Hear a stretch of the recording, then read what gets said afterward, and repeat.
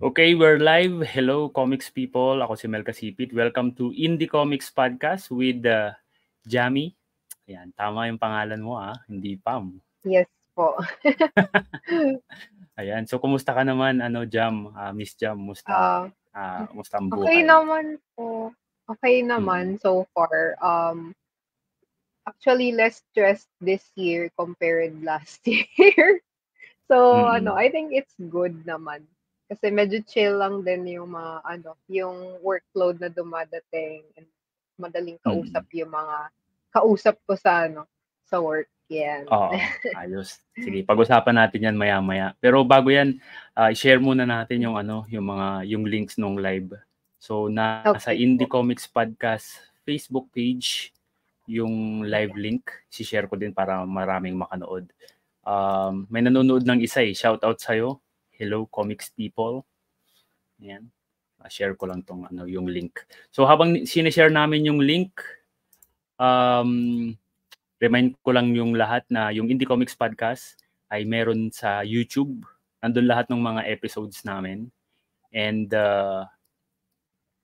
sa Google Podcast, sa Spotify, yan, nandun kami. And sa Apple Podcast, nandun kami lahat. Pero ang pinaka-updated yung sa YouTube. Nandun lahat, nakatambak lahat ng mga episodes namin. Ayun. So ikaw ba, Miss Jam, saan ka naglalaging social media? So habang nag-aantay tayo ng mga nanonood, saan ka? Sa Facebook ko shinare yung natin, yung live. Ayan. Shinare ko na siya sa feed ko. Pero active ka sa ibang mga social media like sa Instagram, Twitter, TikTok, o hindi masyado? Actually, wala akong TikTok. Tapos sa Facebook lang po madalas. Tapos I have also my personal Instagram account. Tapos I also have yung Mary Art na Instagram account na hindi ko na siya nagagalaw. Doon na ako active sa Facebook. Pero I'm trying to get back to yes. Yan. So marami kang account, no? So ito yung Mary Art tapos iba rin yung mga design accounts mo, no? Tama yes, ba? actually pinagsasama ko po yung design ko dun sa personal account na. So hindi ko pa nagagawan po yung design tawag dito. Design business ko ng sarili niyang Facebook page. So I'm trying to gain more traction as an individual muna before creating a page na for my business. Ayun po. Kapag marami ka na kasing followers sa personal mo, kapag gumawa ka na ng page, automatic marami na rin 'di ba, lilipat doon. Yes, Ayun, so usually. Yan, bago tayo magkwentuhan ng mas malalim pa. Yan, paano mo ini-introduce yung sarili mo sa mga nagtatanong? Ano po yung paano ka nagpi-pitch sa mga clients? Kung paano mo pinapakilala yung sarili mo para sa mga hindi pa nakakilala? Yung una ko pong ginagawa is usually ang una ko po kasing yung mga nakakausap ko, nagugulat na lang na kilala pala nila ako. So, parang super bihira yung hindi ako kilala na, hindi naman sa pagmamayabang. Pero kasi parang nire-refer sila ng mga friends. Nire-refer ng friends ko ako sa kanila. So, doon ako nagugulat na, kilala mo pala si ganito. Stop. Actually, marami nga tayong common friend parang si Toto. Yan mga comics friends natin yan, si Toto Madayag ng Libreng Comics.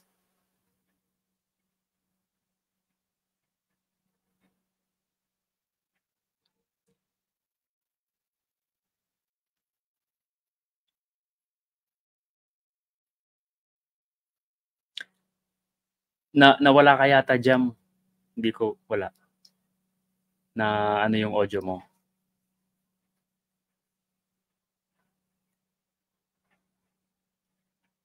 Nanonood si Doc. Hello, Doc Race. Yan, hello. Shout out sa'yo. Yan. Siyempre, super supportive si Doc Race. Yan, wala pa rin. Nakamute ka yata.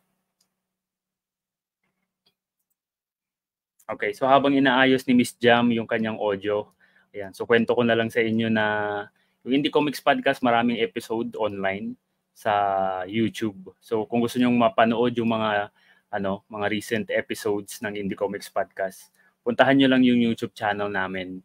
Ayan. And shout out RH. Hello. Hello RH Kilantang.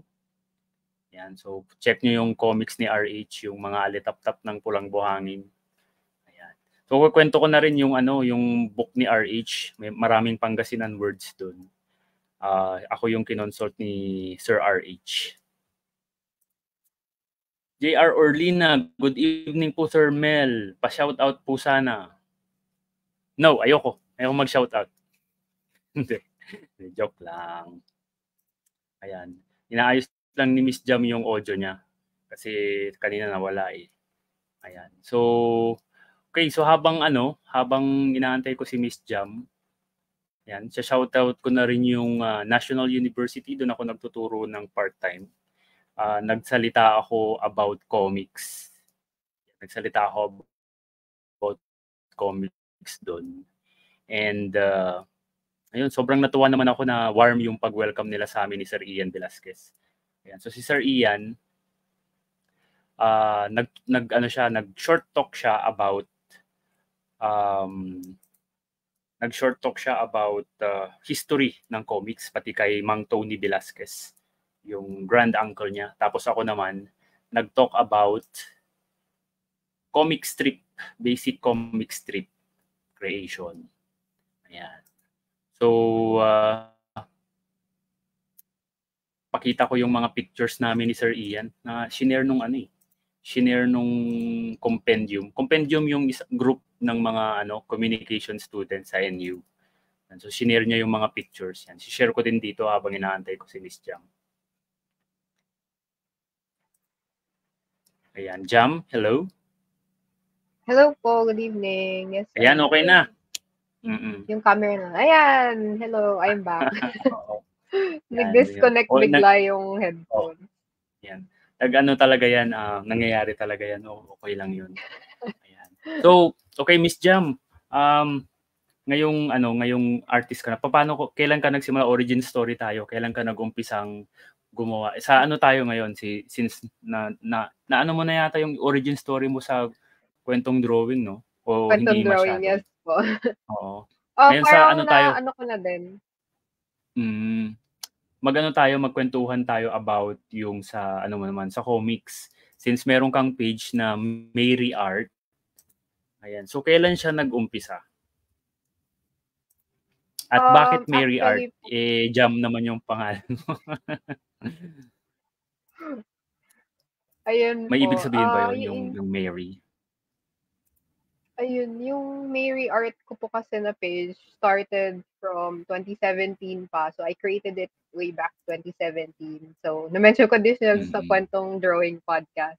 Tapos I decided to make it na Mary Art. Kasi I have May sa name. Alam mo yung mga batang 90s. Uso yung May sa pangalan. I'm not sure if makaka-relate yung iba. Pero yun yung uso na. So yun. Pero Oo, yung may maraming May sa name. Yes. Tapos yun, may MAE ako sa name.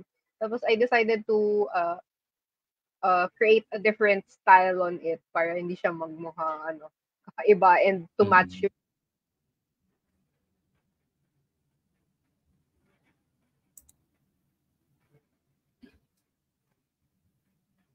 na-DC ulit yung audio mo. Nakamute ka Jam. Hello? Po. Yan. Okay na. Ayan, pero hindi ko na kayo marinig. What is happening? Wait lang po. Yan, naririnig kita. Hindi mo ako naririnig. Internet na naman namin to. Oh no! Shout out ko na ba yung provider na? Joke lang. Ang provider namin dito, Globe. Pero minsan mabagal din si Globe. Parang mas magtanggal na lang ng headphones. Ayan, magla-laptop na lang ako. Laptop. Lilipat ka sa laptop? Ayan po, naka-laptop naman na po ako na ano. Ayan. Kamusta po yung audio? Yan, okay naman. Malinaw naman yung audio. Ayan. Sige, yan na lang po. Okay, sige. Ganyan na lang muna. Okay. So, ito yung mga comics na ginawa mo sa page, Mary Art. Comics people, i-like nyo na yung page. Sabay-sabay kayo. Anuhin natin to, pasikatin natin yung comics ni Miss Jam. Ayan. So, 2017 siya nag-umpisa. And, bakit mo siya sinimulan? Dahil na-inspire ka ba sa ibang mga comics na nababasa mo online? Tas gusto mo rin gumawa ng sarili mo? O ano lang, naisipan mo lang talagang gumawa noong 2017? Noong 2017 po kasi, parang naano din po ako doon, na-open din po ako doon sa yung October Challenge, yung Inktober. So, dahil doon start na gumawa nung art page. Pero hinide ko na siya sa page ko. Kasi parang nagka-imposter syndrome ako na, ang gagaling ng mga pina-follow ko, tapos ganito pa rin yung quality ko. So, kung makikita niyo po din sa page ko, yung mga past photos, parang wala na siya din sa page. So, recently siya revive. So, ngayon, nagpo-post na ako ng comics this year. Tapos yun na yung gusto kong path talaga ever since. Okay. So, I've decided to push with it na. Ayun. So, nagsimula yung Mary Art dahil sa Inktober. Tapos yung comics naman, this year lang siya nag-umpisa. Tama ba? O matagal mo na siyang pinopost? Nung pandemic, ganyan. Yung yung mga pinopost ko sa art page ko, this year ko lang siya pinost talaga and ginawa. Tapos meron, dati kasi I've been doing comics na din. Pen and paper lang. So, tinatago ko lang siya sa bahay. Hindi ko siya pinopost anywhere. Ayan. Pero nagulat ako kasi recently, nung nag-aayos ako ng old stuff ko, nagulat ako, ang kapal na ng mga lumang comics na ginawa ko. As in, parang ganyan na siya pag pinagsama-sama. So, nagulat ako. Sabi ko, kaso nahihiya ako mag-post kasi, anime fan days. So, ang mga yung hardcore manga fan pa ako nun. So, yun pa yung style ko before. Kaso ngayon, I'm trying to find talaga my own style na. And I'm trying to put my work out here para din, people would know, kung nakakatawa ba. Pero meron naman akong friends na nagsabi, ang funny naman ng mga comics mo. Or na-inspire din ako mag-drawing. So, I'm happy to hear from them na sa pagdodrawing ko and yung pagpo-post ko sa page ko and minsan sa profile ko, na-inspire din sila to draw. So, nagugulat ako, nagda-drawing ka din pala. Tapos yun, ko din sila, sinasabihan ko din sila na, tuloy mo lang din yung drawing mo, post mo, susuportahan din kita. Mga ganun. So, ayun po. Yan. May plano ka bang i-compile tong mga yung mga tong mga short comic strips na ginagawa mo in the future, o ano lang talaga to, pang online lang? Bala ko din po siya i-compile kasi po ako, na-pressure ako. Hindi naman sa na-pressure. Pero parang pinakita ko kasi yung mga una kong gawa kay Sir Manix nung sa nag-gallery siya sa Gallery 7. Tapos sabi niya sa akin, mag-table ka na sa Comiket. Ako unang bibili ng comic book mo. Tapos ako parang feeling ko, na-pressure bigla. So sabi ko, parang super inspired ako after no. Tapos nag-iisip na ako ng mga drafts ko. Tapos sabi ko, oo nga, what if, gawin ko, ituloy ko lang to. Tapos i-compile ko. Kahit di ko nga ibenta, bigay ko kay Sir Manix. Pero syempre, parang very memorable din if ever na I would get my first sale. Tapos siya yung bibili. Ayun. Oo. Ayan. So, napaka naman. Ang hardcore nun kung talagang si Sir Manix yung bibili. Yes. Na-videohan namin yan nung sinabi niyo. Sabi ko, totoo ba yung narinig ko? Ayan. Shout out natin yung mga nanonood. JR Orlina. Ayan. Good evening po, Sir Mel. Pa-shout out. Ayan. Si Marco OG. Good evening po sa inyong lahat. Ayan. Mga IK peeps itong mga to. Yan si Doc Reyes. Buti na lang nakapasyal kami one last time sa likod ng Capitol nung meron pa yung trees. Yeah, may recent kasing nangyari doon sa Capitol building namin. Yung mga paligid, pinutol yung mga puno. So, nakakalungkot. Yeah, early na. Sir Mel, joke naman please. mamaya. Si Miss Jam ang bida dito. Ayan. Jonas Litsuga. Oh, hello. Yan, si Steps. Yan, good evening. Go Jam Cross Medina. Hello. Very good friend kayo si Step. Joe Doe. Paano babasahin to? Joe Doe Agdepa. Shout out. The provider. Kilala niyong lahat yan, yung provider ni Miss Jam. Ayun. Hey, ayoko i-shop. Baka magalit, biglang pinutol yung stream natin, no?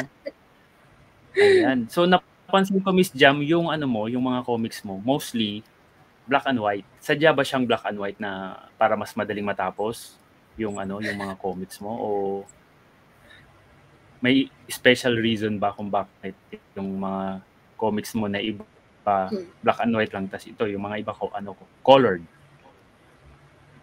Actually po dyan, parang wala naman siya talagang reason kung bakit siya black and white and bakit siya colored. Minsan nag-iiba-iba yung pero kailangan kong ayusin sa yung pag-isip ko if I would want to pursue if colored yung comics ko or black and white. Pero so far, nag-enjoy kasi ako doon pag black and white yung comics. Tapos yung bubbles lang yung may color. So yun, siya. Okay naman siya for me. And yes. Mas madali ngang i-print kapag black and white lang. Kasi hindi ka na magbabayad ng special price for colored. Mahal na magpa-print ngayon. Grabe. True po. Mas mura. Budget friendly. Totoo. Budget friendly. Ayan. So ano yung pinakauna mong kailan ka unang nagsimulang gumawa ng comics? Nabanggit mo noon pa. So high school ba? Elementary? College? Yes po, nung high school pa. So I've been using pen and paper lang kasi hindi pa ako nakaka-purchase ng graphic tablet or Yung mouse kasi I've been using mouse to draw siguro mga bandang college na yon nung hindi ko pa kaya din bumili ng graphic tablet. So yun, college, mouse lang muna. Pero yun po, nag-start ako talaga with pen and paper sa comics. And I've worked on our college newspaper, yung Simbuhan sa FEU. So I comics for them as well. So yun. Sa FEU ka pala? Yes po. Yung dalawang Indie Comics Podcast host namin, taga din, FEU, si RD saka si Gio. Mga yan. Totoo ba yung sabi ni Gio, Jack daw yung tawagan ng mga taga FEU. Kaya Jack tawag namin sa kanya. Jack. G-E-K, ha? G-E-K. Oh, Jack. Jack sila ng Jack eh. Ewan ko kung... Hindi ko po Anong FEU, po sila? Like branch. Kasi sa amin, FEU sa Cavite. Sa Cavite. Sa Manila siya eh. Doon sa Sa Manila. Sa Mayubel. Ito, may tanong dito si JR Orlina. Sino po ang art inspirations nyo, Miss Jam? Si Sir Manix. Manix talaga. Yes po. Sir Manix yung art inspiration ko. Pero before kasi nung high school, college, either si Sir Manix or yung mga Marvel and DC comic artists. Saka sina Jim Lung, tama ba yung pronunciation ko sa name niya? Pero yun. Saka yung kilala ko si Jim Lee. Hindi ko kilala yung isa pa. Si Jim Lee. Hindi ko nga po alam kung tama yung pronunciation ko. Baka mali pala. Nakakaya. Pero yun. Pero nahanap ko siya sa Facebook, tapos inad ko siya. Inad ba ka niya? Yes po. Nagulat naman ako nun. Yeah. Ayun. So maliban kay Manix, saka kay Jim, naging inspiration ba sa iyo yung mga pinapanood mo noon? Katulad namin yung mga anime, mga cartoons, o mga video games na nilalaro mo nung bata ka pa? Yes po. Tsaka yung nag-try din ako mag-pixel art kaso hindi ko naman calling. So, parang sabi ko, ay, hindi pala ako for this. Pero yun po, yung mga video games, tapos yung mga comics na collection ng dad ko, yung mga Dragon Ball Z na comics niya sa bahay. So, may collection siya. Kasama yung DC tsaka Marvel. So, yun po, yung mga medyo ang tawag nila sa style ko dati medyo hardcore pa eh. Nung pen and paper pa ako. Tapos, parang sinimplify ko na lang siya ngayon na nag-digital art na ako. Kasi I'm still trying to find my art style talaga. Na yung lang ako and hindi ako mas-stress kung matatapos ko ba to or what. As someone who has really low attention span. Tsaka yung pag ayoko na, hindi ko na siya matatapos. So, pero yun talaga po yung goal ko. Like, matapos na mabilis yung artwork ko. So, I tried, like, yung simplifying my style. Ayun po. And dun sa simplified style, ito na yon yung nasa, yung mga recent mong pinopost na comics, mga ganito, no? Yes po. Ayan. May, si Jusel. Ito si Jusel dapat nang nagjo-joke eh. Stand-up comic to eh. Si Jusel Nicolas. Youth Etivac. Ay, tag-Etivac ako before eh. Ayan. So, kailan ang next event mo, Miss Jam? Nasubukan mo na bang pumunta sa mga Comic-Con, Comic-It, or mga bazaar? Yan po. Actually, hindi pa po. Kasi nag-sign up ako actually for Comic-It. Kaso, shout out sa Comic-It. Pa-add naman po sa database ng application ko. Natatanggap na email. So, hindi ka nare-replyan ng Comic-It? Na ganun? Actually po, ni-replyan po nila ako na sabi ko interested ako with having a table sa Comic-It in the future. Like, siguro, any event this year, kung kung bibigyan nila ako ng spot or if I could qualify for any spot sa Comic-It. Kaso yun, sabi nila, sige, ito, fill out this form, ganito, ganyan. Tapos after ko mag-fill out, sabi ko, I've submitted na my form and I hope you would send me future emails regarding future events, ganyan, ng Comic-It. Kaso wala na silang, nagugulat na ako dun sa page nila na, these are artists po, that will have their tables on Comic-It this month. Tapos nagugulat ako, may Comic-It this month? May Comic-It next month? Halos every month yung Comic-It eh. Sobrang nila. Yes po. Ang sipag nilang gumawa ng event. May question si JR. Nag-take po ba kayo ng art school or course, Miss Jam? So, nung college ka ba, art-related yung kinuha mo noon? Actually, hindi po.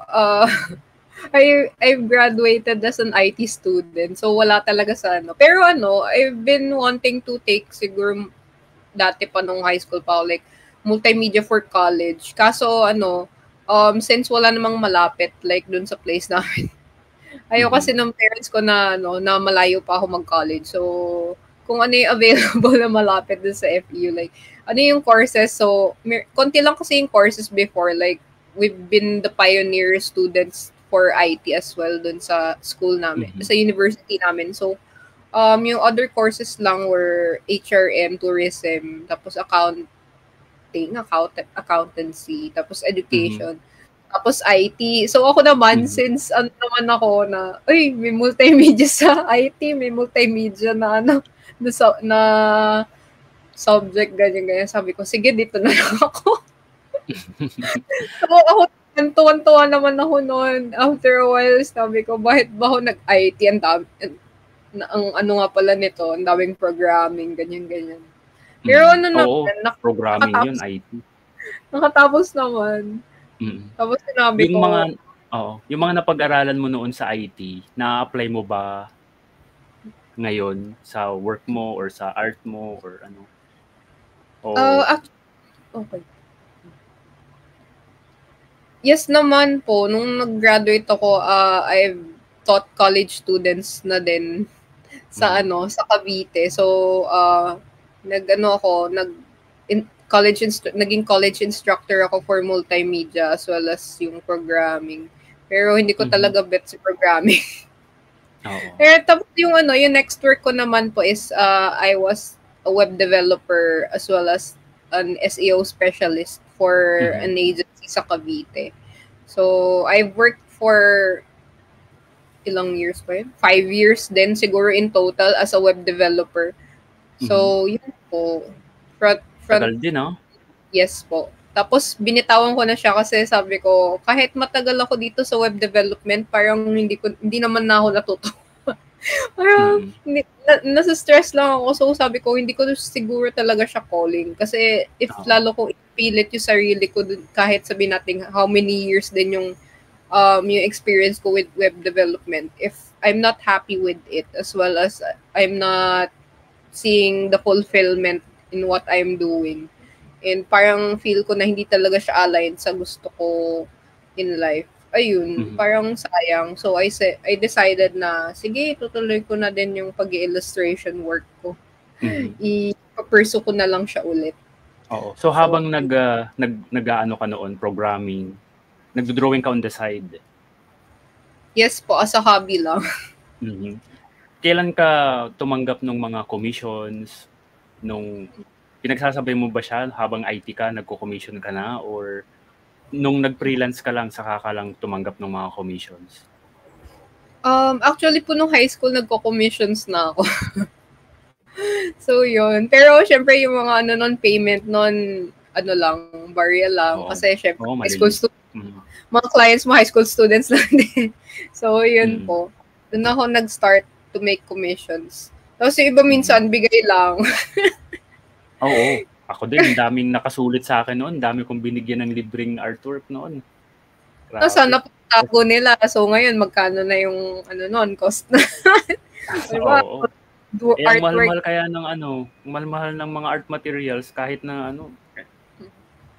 Grabe. Yan nga. Buti na lang pencil and bond paper lang yung sa akin dati. Kahit na, mahal pa rin yun kung pag pinagtama sa tsaka yung oras din. Yan. Kailan ka nag-decide na mag-freelance na ng full-time? Actually po nung pandemic, medyo gusto ko na talaga siya pursue. Nung nag-start yung pandemic, sabi ko, time na siguro talaga to pursue freelance full-time. Kaso I've been having like clients for web development pa nung panahon na yun. So I couldn't like get pa yung clients for design or illustration work. Pero meron naman mga pumapasok na inquiries like, do you do this? Do you do that? Ganyan. Parang design for design for landing page, design for for websites, ganyan. So, tumatanggap naman po ako before nun. Pero, hindi ko pa binibitawan yung full-time work ko kasi extra income, especially it's the pandemic. So, medyo mahirap talaga to retain yung mga ganong klase na engagement with business. So, yun po. Tapos, last year, nung October, ko na-decide na talagang I wanted to stop with corporate work kasi parang hindi siya for me, hindi siya fit for me talaga yung corporate work. Kasi napapansin ko na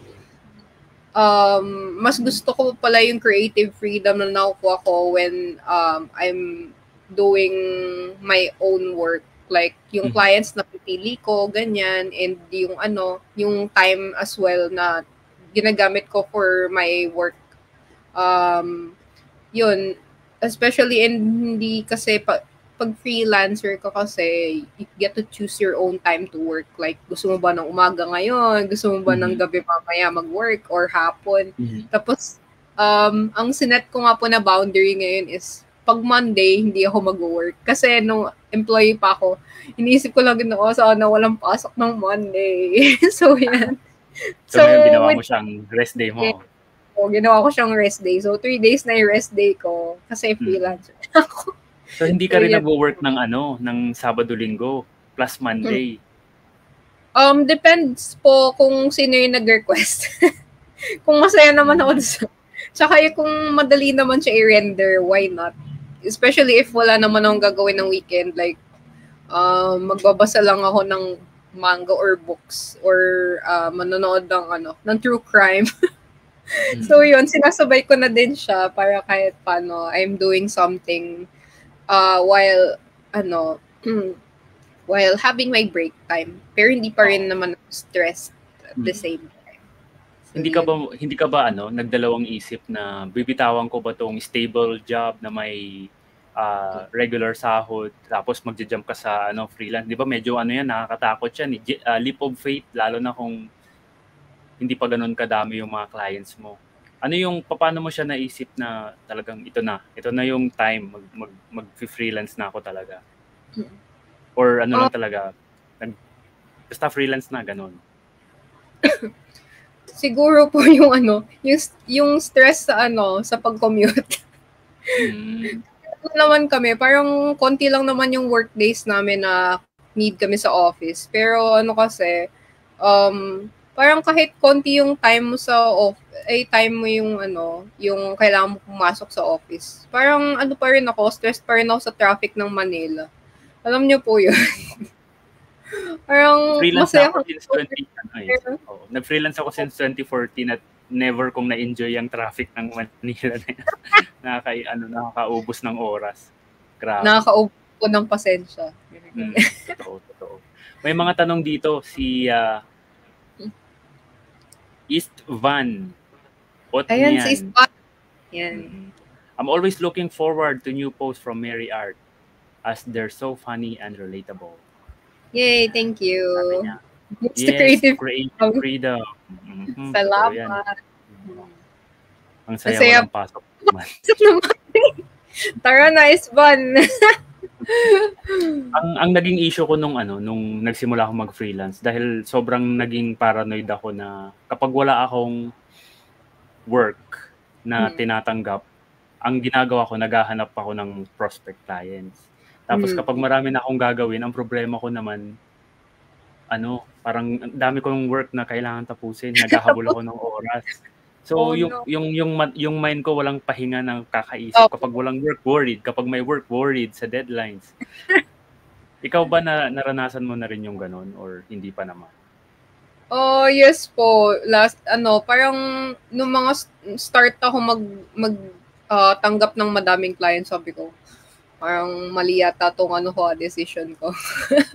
So ang ginagawa ko na lang po is I've set a limit to myself na within this month I should be earning this amount. Tapos ilan yung gusto kong clients na makuha. So I would be charging them this rate with the deliverables as well as kung ano yung value na I could provide for them. So iniisip ko po yung yung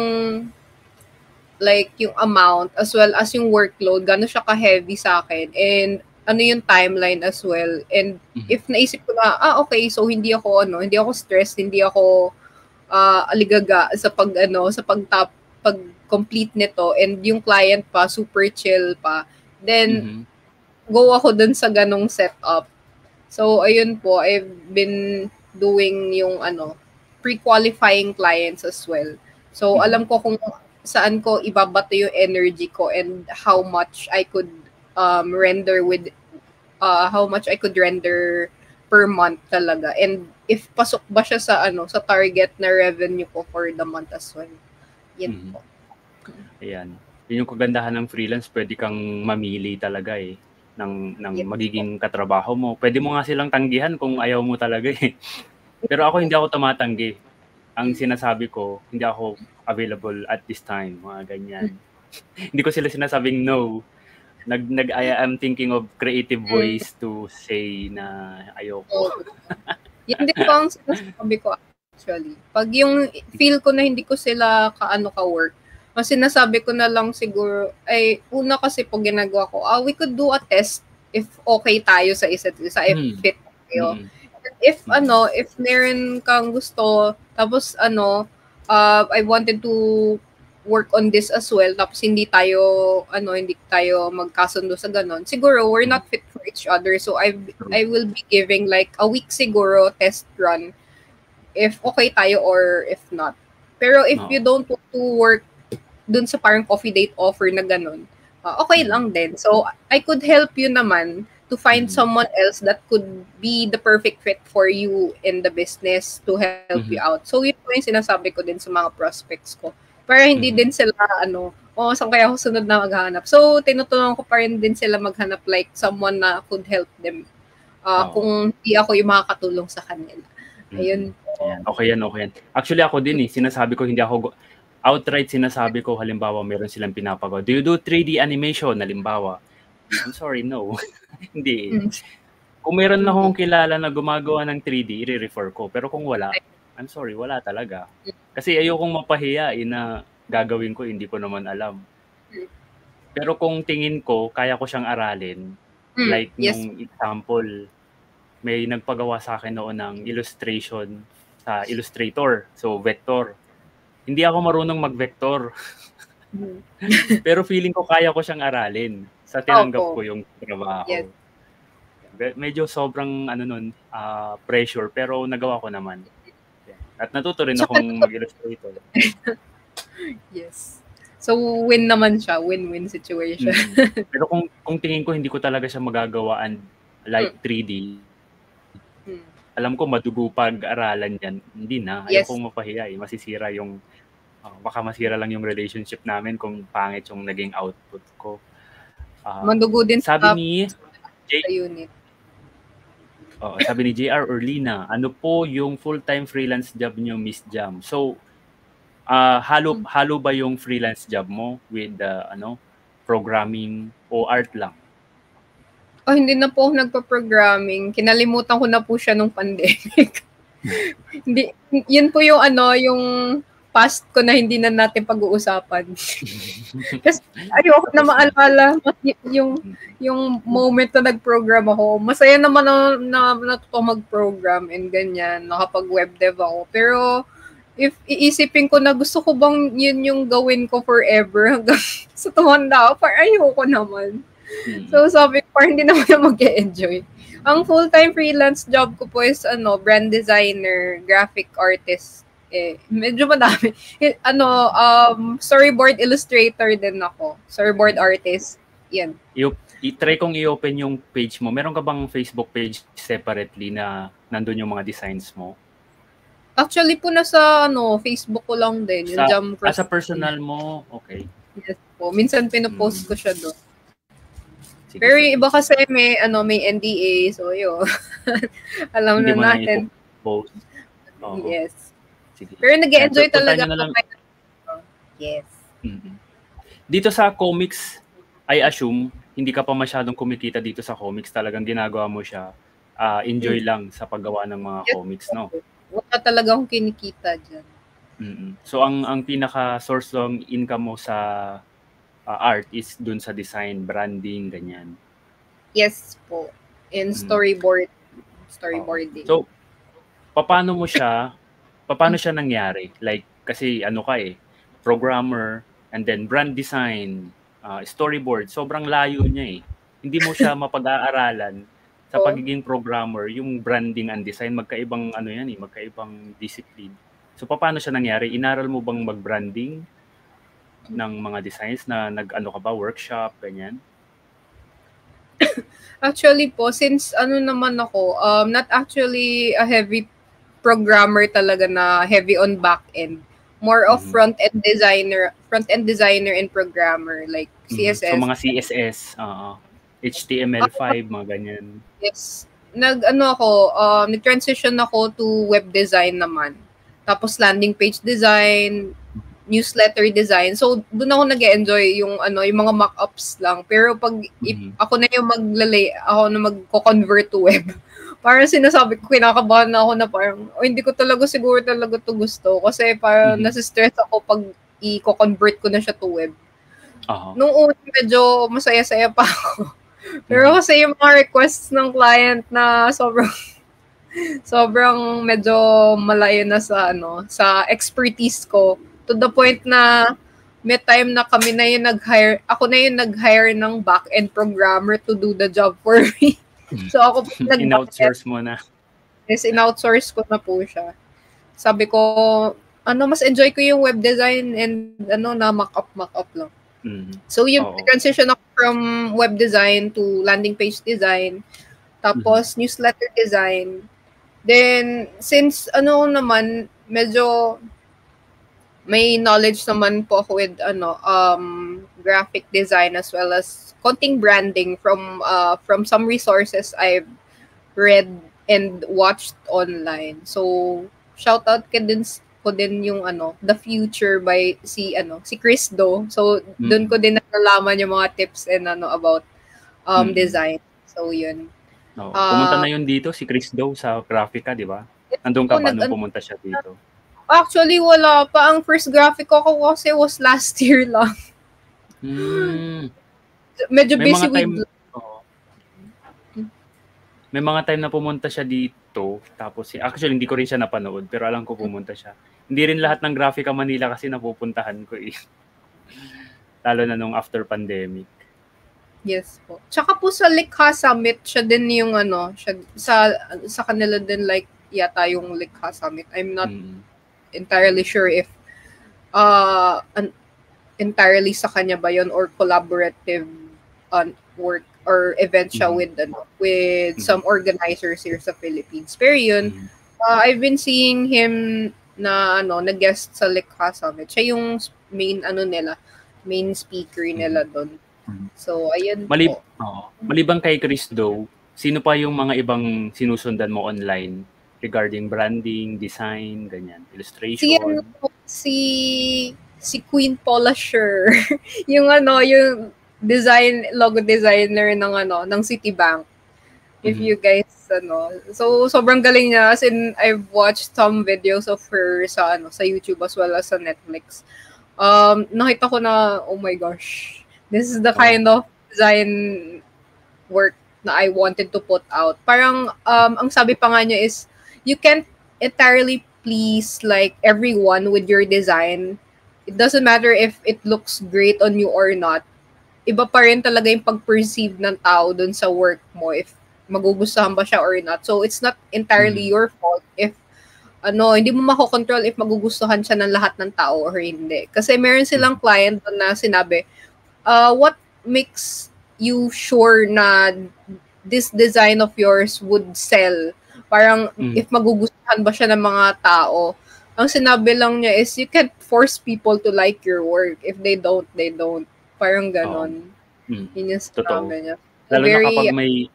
Lalo kapag may na sila sa'yo, may impression na sila sa'yo na or may mga na sila, personal bias na hindi talaga nila trip yung ganong design, hindi talaga nila magugustuhan yan. Depends po talaga sa Kaya after nun, ko din na, hindi ko naman kailangan masyadong perfect.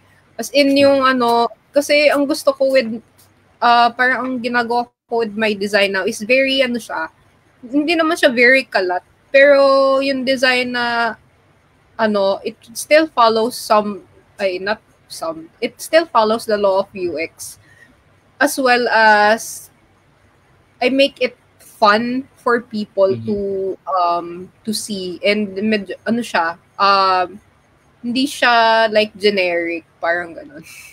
Yun yung gusto ko ding ma-achieve na style ng design. So, kapag may mga clients na lumapit sa'yo tapos nilapitan ka nila, meron akong design na peg, ganun yung gusto nilang ipagawa sa'yo, tinatanggap mo o sarili mong style dapat yung gagawin?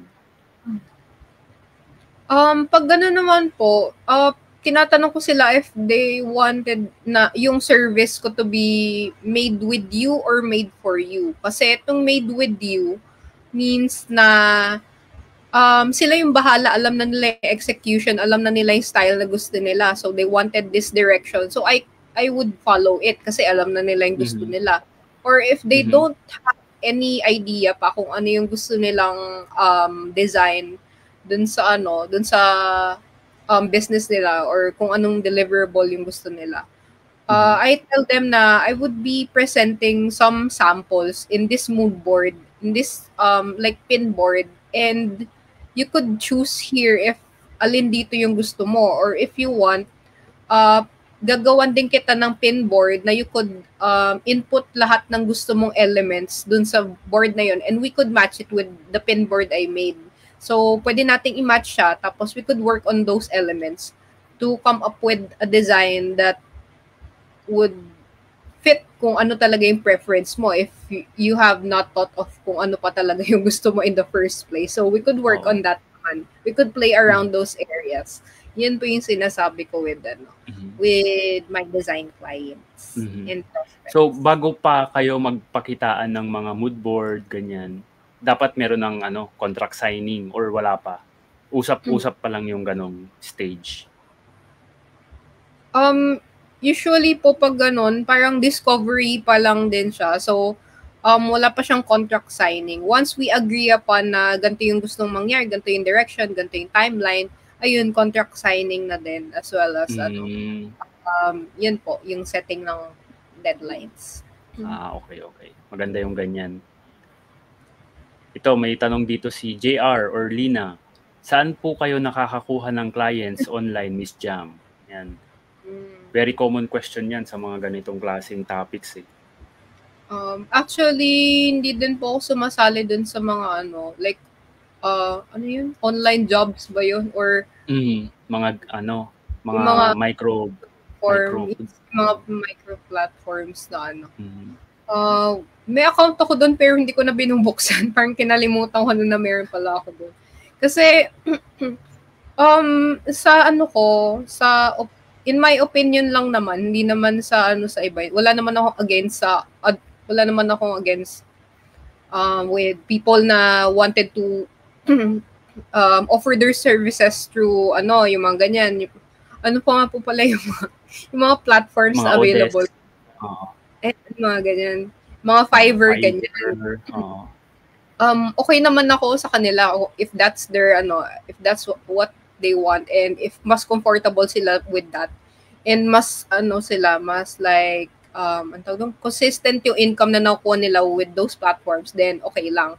Pero kasi sa akin ang naiisip ko, pag ako, if I offered my services there, kasi ang nangyayari kasi is pababaan siya ng rate. So kung alin yung mas mababa rate, yun yung kinukuha. So it makes my work less valuable. Sa tingin ko lang naman, for my work lang naman. Pero sa ibang tao, syempre of course, alam na nila yung like yung playground nila dun sa Fiverr. Kahit mababa siguro yung offer nila sa Fiverr, pero baka naman sa labas mataas naman ng rate nila and consistent din sila, di ba? We'd never know. Yung sa akin kasi, if nasanay ako dun sa mababa yung i-offer ko, and kahit okay naman yung work ko, parang ang tingin sa akin is, bumababa yung quality ng parang mura lang pala yung ganito, yung ganyan, kuha ka na lang sa Fiverr, ganyan. Pero ang kasi is I wanted more time for myself din. So I put up more work sa Facebook ko and let people know na this is the rate I'm offering for businesses, and ganito yung range, ganito yung sa mga nakakausap ko. I've told them naman na kaya ganito yung rates ko kasi this is the value I provide. I could provide for your business, and these are the works that I have seen other businesses gain traction as well from. So, ano nangyayari? Sa Facebook lang ako talaga ako nagpo-focus kasi lagi din ako dong online. If I focus on other platforms din, parang nahahati yung utak ko na, ito, I need to manage my profile here. Tapos meron din dito. Tapos baka may pa-miss pa ako if may prospect pala sa kabila, tapos di ko na-replyan, or may prospect dito. Mahirap siya i-manage kasi ako, I could only manage one social media account. If makikita nyo din yung Instagram ko, wala din siyang kalaman-laman. Yung Mary Art ko na Instagram. So, lahat talaga ng energy ko dito sa Facebook nilalagay. So, pati yung client getting, dito na sa Facebook lahat. Sa Facebook yan, Yes po. Ang nangyayari is prospects either referred ng friends namin sa freelancing community, or clients na din ng mga friends namin na freelancers as well. Tapos minsan, I've been posting din or I've been commenting on ICAP, ganyan, yung independent creators group. Tapos yung GAP, ganyan. Graphic artists of the Philippines. Yeah. Maganda rin sumali sa mga ganyang community para din makakuha ka ng mga leads, di ba? Yes po. Tapos I offer din if meron akong help na mabibigay sa kanila, like ideas or suggestions. Syempre, di ba may mga nagtatanong po doon na anong gagawin pag ganito yung size ng ganito, or ano pong gagawin if ganito po yung problem ko, tapos ganyan. So I try to offer din like insights regarding ano yung pwede nilang gawin. So yun, tapos nagugulat ako, may mga nagme-message sa akin na, Miss Jam, nakita kita dun sa GAP, sinagot mo yung gantong tanong ni and I would like to ask if you are offering gantong service kasi I'm currently looking for So nagugulat ako, nakakuha pala ako ng prospects pag nagsasagot din ako, tumutulong din ako sa group. So parang win-win situation. So nakatulong na ako, expect pang dumating. So yeah. Actually, marami rin nagtatanong din sa akin minsan. Pero yung Facebook talaga, nandito na lahat ng, well, hindi naman lahat, pero maraming mga tao ang tumatambay sa Facebook. Kaya kung gusto nyo makakuha ng clients, i-post nyo lang yung mga gawa nyo sa mga social media platforms nyo. Kung saan kayo active. Si Miss Jam, sa Facebook siya active. So doon siya nagpo-post. Ayan. So kung kayo, active kayo sa halimbawa, Instagram or TikTok or YouTube, doon nyo ilagay yung mga works nyo, di ba? And eventually, may makakapansin, magtatanong sila. Sa kanya, dyan napapasok yung yung negotiations na ganyan. Yes po. Oo. So, hindi ka ba naman nahirapang makipag-usap sa clients na nung umpisa ba, natural bang parang okay lang na makipag-transact sa mga clients? Kasi mga artist na medyo introvert and uncomfortable sila na makipag-usap sa mga nagtatanong. And they always say na hindi pa ako ganun kagaling, ganyan. Ang daming mga sinasabi yung utak nila, tas na hindi nila ma-overcome yung fear. Paano mo siya ginagawa? And ano yung ma-advise mo sa mga ganung klaseng mga artist? Yung naman po, wait lang. Dun po sa part na yun, kasi there are other artists talaga na na marketing is not for them, or yun, marketing their art on different platforms is not for them. Hindi talaga nila feel na hindi sila comfortable doon. That's okay as well. Pero ang naman dito, ang okay naman dito na strategy is continue to post on your page, post on your profile, and join communities and share your work din doon without without thinking na mabebentahan ko tong group na to. You just post, bigay ka lang ng value and people will notice you eventually kasi especially if you found the right audience, sila na yung lalapit sa iyo. Kahit mapansin mo na wala naman nagla-like sa post ko, wala naman nagla-like sa mga memes ko, ganyan. Pero if nakikita ka naman nila daily, uy, si na naman to, nag-post na naman, kahit wala kang likes or ang magiging niyan is magiging top of mind ka nila. Especially if consistent yung art style mo and ay mapapansin ka nila na, ay, si to, last time, ito yung nag-post nung nakakatawang So, hindi, may win ka doon kasi may traction ka, hindi traction, meron kang visibility sa sa platform, as well as siya, para na din siyang marketing yourself without hard selling yung gawa mo. So yun din po ang sinasabi ko. Ayaw ng mga tao ng mga nagha-hard sell na-off sila sa ganyan. Kahit na ako, ayoko rin na pag nafe-feel ko na hina-hard sila ko, tumatakbo na ako sa other direction and I don't look back. Ayan. Yes. Mas okay na i-present nyo lang kung ano yung mga kaya nyong gawin, and then kung gusto nila, edi okay. Kung hindi, okay lang din. Okay lang din. So paano mo binibuild yung yung personal branding mo, Miss Jam? And medyo patapos na tayo sa mabilis. Ang bilis ng oras, mag 1 hour na tayo kasi sa sobrang 6 minutes na lang. So ano yung paano mo binibuild yung personal branding mo? So lahat ba ng pinopost mo is parang para sa kagandahan ng iyong personal brand? Hindi ka masyadong nagpo-post ng mga political views, mga ganyan ba, or wala ka namang ganon? Political din ako na tao, especially nung election. Ayan. Syempre si Madam ang binoto natin. Syempre kakampiks. Yes. Yan. Pero yun, since naman, yung personal branding ko, I've tried my best din to limit what I post, especially yung mga medyo negative na alam mo yun, yung negative na nga yung balita na makikita mo sa TV, tapos pag nakita pa ng tao yung post mo, negative na naman yung post ni ganito. Pero kasi minsan hindi ko maiwasan kasi personal space ko din yung Facebook profile ko. So, pag medyo okay na ako, tinitingnan ko, like, binuview ko yung profile ko as, kunyari, ako yung prospect. Nakita ako sa isang graphic design community, tapos gusto nila akong lapitan to syempre gagawin ng prospect niyan, check niya yung profile mo, kung ano yung mga pinopost mo.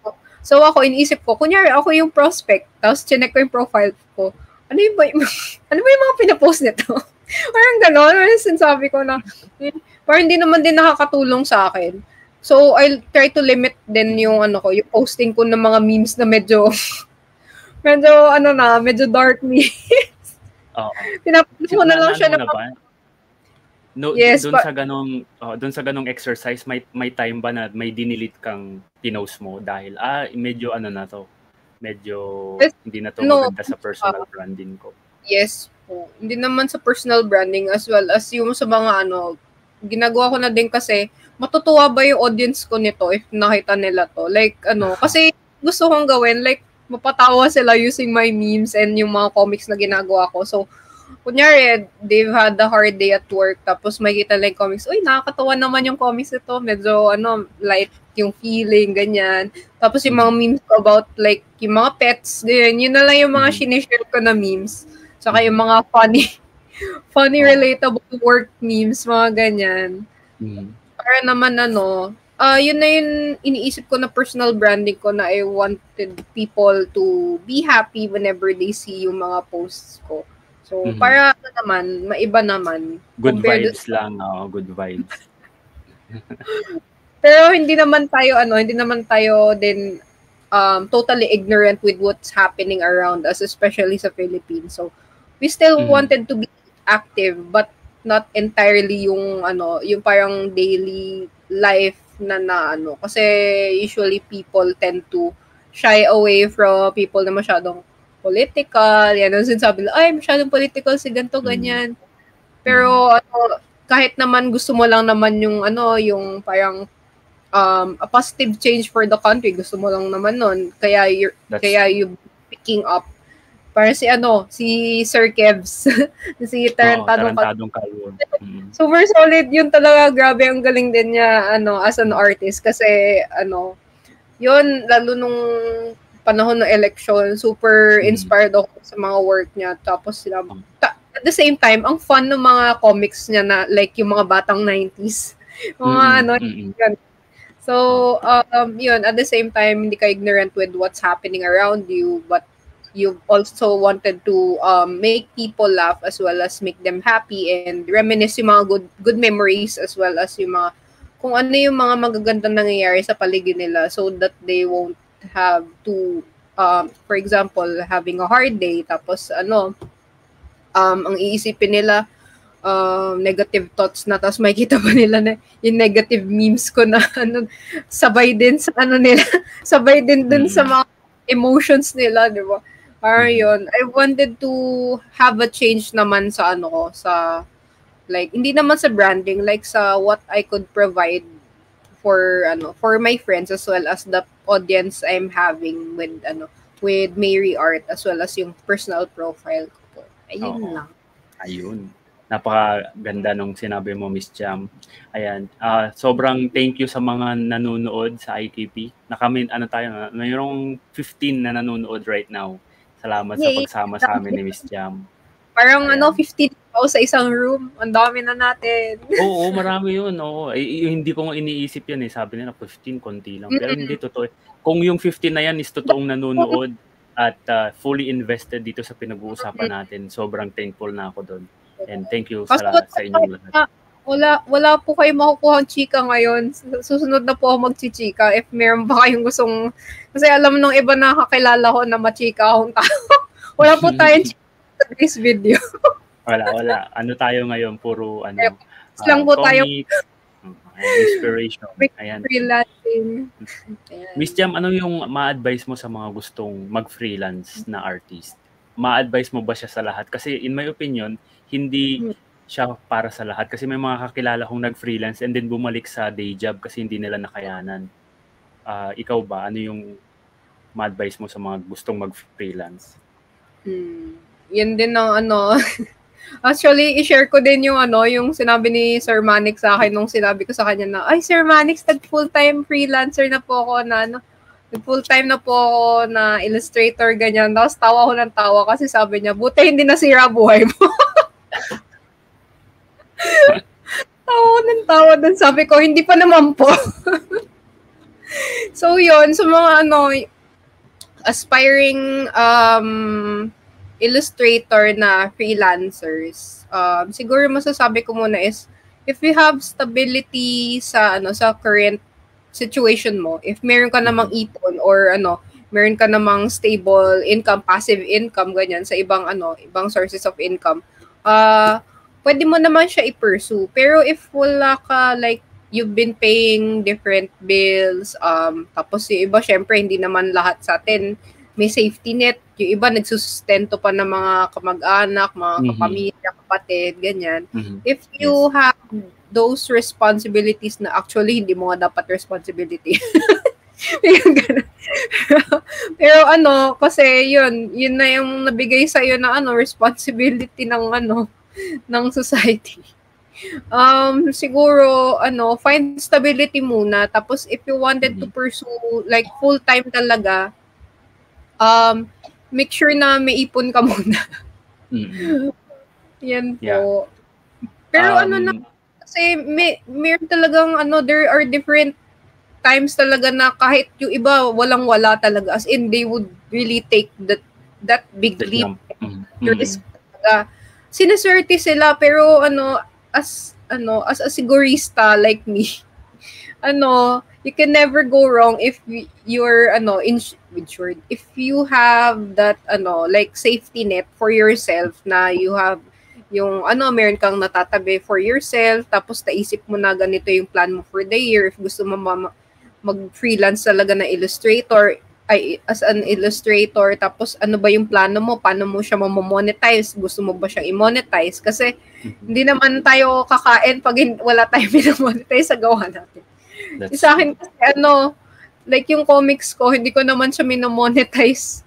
Ang ko naman ngayon, ang work ko naman ngayon is I'm a graphic designer, ganyan. So doon ko kinukuha yung yung mga payment for different ganyan. So have siguro stability first before and plan your next steps before deciding kung ano talaga yung gusto mo for yourself and for your business and for your passion as well. Kasi there are times na especially yung mga artists na kagaya natin, nawawalan tayo ng motivation, ng passion, especially if ginagawa na siyang pag yung main source of income mo is yun mismo, tapos nangangarag ka sa deadlines.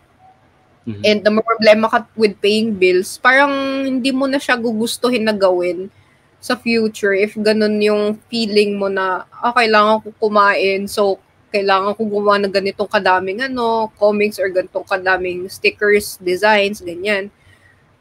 Tapos di mo na siya ma-enjoy, di ba? Parang hindi naman siya maganda. So yun, muna, have stability, plan ahead, plan meticulously, and to the next action steps that you think you could bet on or risk yourself on. Parang ganun. Ayun. Yan. Sobrang ganda ng advice mo, Miss Jam. Always have a safety net. Always have a plan B, plan C kapag hindi na work yung mga plans. Yan. Additional tips po sana sa mga aspiring freelance artist po, Sir Mel. Ayan. Ako naman yung tinatanong, ano ba yan? Basta mag-drawing lang, ilabas nyo yung gawa nyo, huwag kayong mahiya. Yun yung advice ko. Kung gusto nyong halimbawa mag-freelance at gusto nyong gumawa ng halimbawa caricature, maggawa kayo ng maraming caricature, i-post nyo siya regularly. Huwag nyong ispamin yung mga tao siguro once a day lang or once a week kung yun yung kaya mo. Kung maganda yung output mo, may magtatanong niyan, magkano magpagawa? Pwede pang, pero hindi maiiwasan yung magpapadrawing ng libre, pero wag mo silang awayin. Kasi oras na inaway mo sila at nag-viral yan, wala na, sira na yung branding. Wag tayong umorder diyan kasi suplado yan, mga ganyan. So always be kind and professional yan. Kung paano mo ipipresent yung sarili mo. Sabi ni Miss Agdepa, Mr. J. Agdepa, hindi ko alam pa i-pronounce eh. Kapag na-miss ko day job, titingin lang ako sa labas at pagmamasdan yung matinding traffic. Yan, totoo, tama na. Actually po, pero din, kahit freelancer na ako, I still feel for the people, like yung mga commuters natin, kasi lalo na yung mga pagod sa work, lalo na yung mga low wage hanggang sa yung mga minimum wage earners natin na pagod na nga sa work, yung iba nakatayo pa sa mga work nila, tapos uuwi sila nakatayo pa rin, sobrang haba ng pila, tapos traffic. Parang talaga grabe, as in nakakaawa talaga, hindi naman sa ako freelance na ako, hindi na ako sa traffic, ganyan. Pero at the same time, we should also have yung natin, like yung we should feel for the people din na suffering dun sa kasi lalo sila din yung mga nasa service industry natin most of the time eh. Sila yung mga natin, yung mga staff sa McDo, staff sa ganito, staff sa mall, na nag-provide ng services for our lives to be better. Ang ko na lang siguro talaga is hopefully sa future magkaroon ng better governance sa country, tapos unahin yung tao kasi super kawawa talaga, as in we don't deserve this kind of treatment, we deserve better. Huwag kayo magsettle. Ayan. Sobrang yung mga ganyang klaseng topics na nakakainis minsan, na bakit kailangang sobrang traffic sa Manila, ganyan, bakit kailangang ganito kababa yung sahod ang dami namang nagbabayad ng buwis. So, in theory, ang daming pondo. So, dapat mas maganda yung mga infrastructure, yung public transport. Dapat ganun, pero hindi siya nangyayari. So, kailangan talagang i-work yung mga ganyan. And yeah, tama naman. I also feel for those na kasi nung last weekend, nasa Pasinaya kami. Nag-workshop kami ng 1 hour. May tent naman, pero sobrang init. Kasi tanghali. 11 to 12 yung workshop. Sobrang pagod na pagod ako. Sobrang pagod ako sa 1 hour na yon. Paano pa yung mga nagwo-work sa traffic, yung mga nagwawali sa kalsada na buong araw silang nandun. Yeah. Grabe. Tapos kaya din yung traffic Metro Manila kasi yun din, sila din, hindi din nila, wala din silang choice kasi hindi magandang public transport, kaya yung iba nagtitake na din na risk na mag-loan sa bank, ganyan, para lang makapag ng kotse.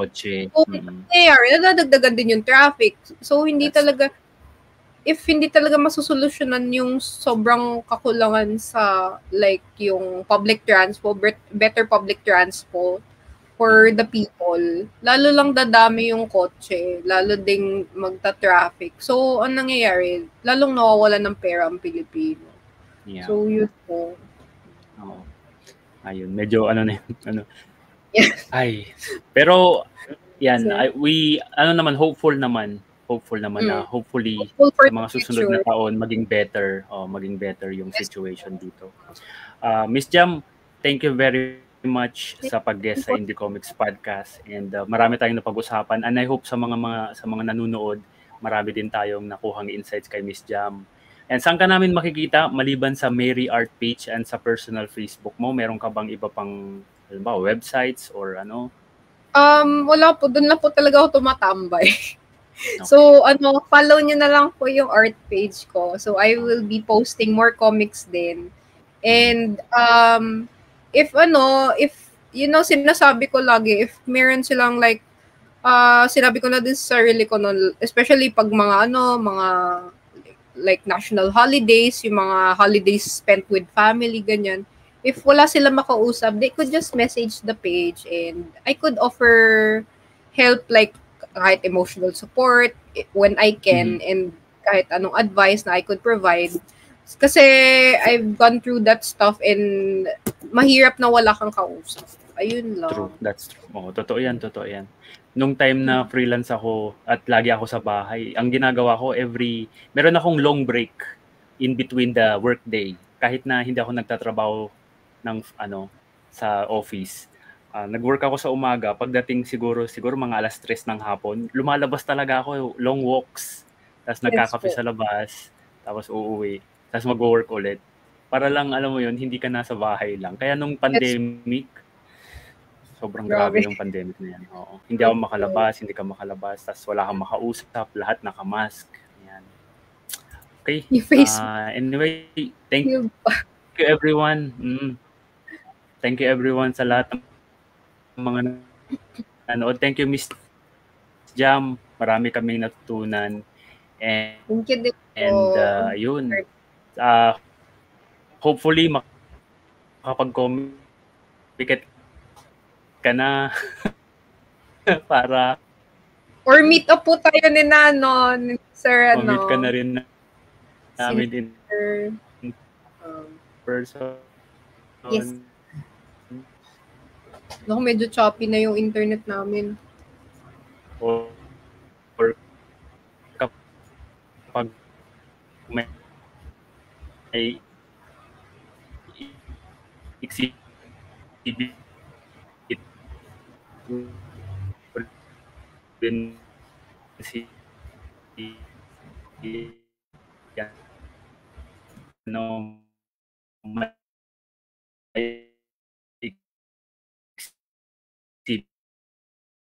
din si may ulit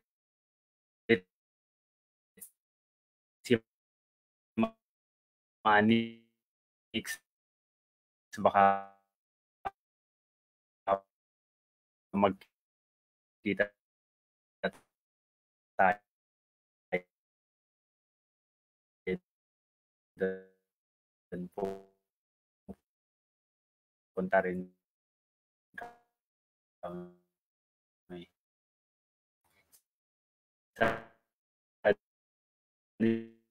usually sa Gallery Stephanie yan sa Shaw Boulevard sa Shangri-La, di ba? Ayun, sakto lang patapos na tayo. So okay lang. Lansing nadugdagan tayo. Kinabahan po ako dun sa kasi biglang nag-choppy yung internet. Lumipat ako ng connection po. Sorry po. Ayan. Ayan, patapos na tayo. Hello? Sorry, Miss Jam, naputol. Yeah. Thank you, comics people. And ito na yung podcast dito. Thank you, Miss Jam.